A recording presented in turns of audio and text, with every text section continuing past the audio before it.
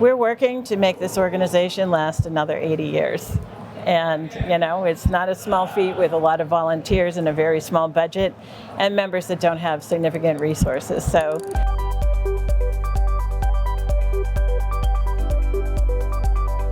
Gold Star Wives is an organization on a mission to preserve and enhance benefits to surviving United States military spouses and children, and it's hosting its 80th National Convention beginning on Wednesday. Joining me now is Peggy Griffin, Chair of the Board of Directors of Gold Star Wives of America.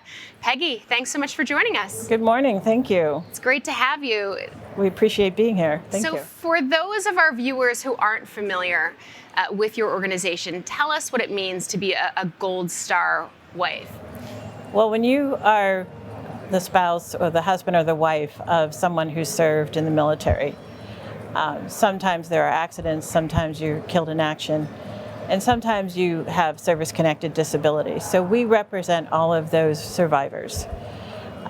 We don't differentiate because at the end of the day, the result is the same. The widow or widower is left without their primary means of support.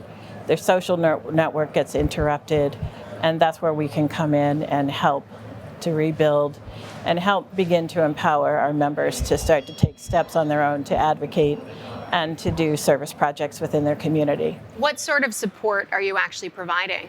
We have information, we have a website, we have a lot of alerts, and we have chapters and regions throughout the country, and each one is sort of designed to fit its own area, own culture.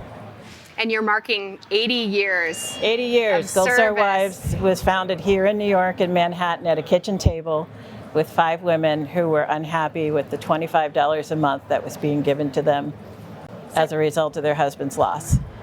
Talk to us about the milestone of not just reaching 80, but how far you've come and where you go from here. We've come a really long way. We have widows from World War II to the present day, widows and widowers. And we continue to grow, and we're continuing to change our program, and we're starting to move more towards electronic communication and Zoom events and changing our direction, because one-on-one meetings like this convention, it's very difficult to get people together because many of our members are surviving on a VA survival benefit and a Social Security benefit, which is around $3,000 a month, which is not a lot to be working with in today's world. What can be expected at this convention? You mentioned it. It's happening soon, from what I understand. Tomorrow the board of directors meet and we set our goals for the year and talk about what we've achieved over the past year. On Thursday the business meeting starts, and then Friday we'll be going to Gracie Mansion to meet with the mayor, and on Saturday we'll have a memorial ceremony at Ground Zero. What is your biggest achievement for this year?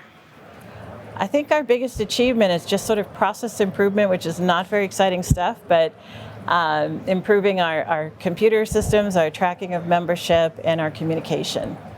What would our viewers who aren't familiar with your organization be most surprised to know? Eleanor Roosevelt was one of our original signatories when we were called the Widows of World War II, when we were incorporated in New York State. And we are incorporated in New York State, but we have our management office and all our services in Alabama. Oh, very interesting. Yeah, so it's a very different structure. And I want to ask you your personal story, because we were chatting before going on air, and I know that this organization is very near and dear to your heart, even before you became part of the leadership team. Yes, my husband was shot in the first Tet Offensive of 1968. We weren't married at the time. But when he died of his wounds years later, we had triplets who were in college, and I didn't know how I was going to pay for that. So I was searching for scholarships, and Gold Star Wives came up, and ultimately in that listing that they had was the answer to what we needed to know. And so the 2 children that were able to graduate had no debt when they graduated because of these other foundations and the resources they had. So I just thought this had to be easier. So I'm the president of my local chapter. I've been that for probably 15 years now. And we do all sorts of service projects, and we have a great group of members. And it's really been a great experience for me. Final thoughts as we wrap up this interview? We're working to make this organization last another 80 years.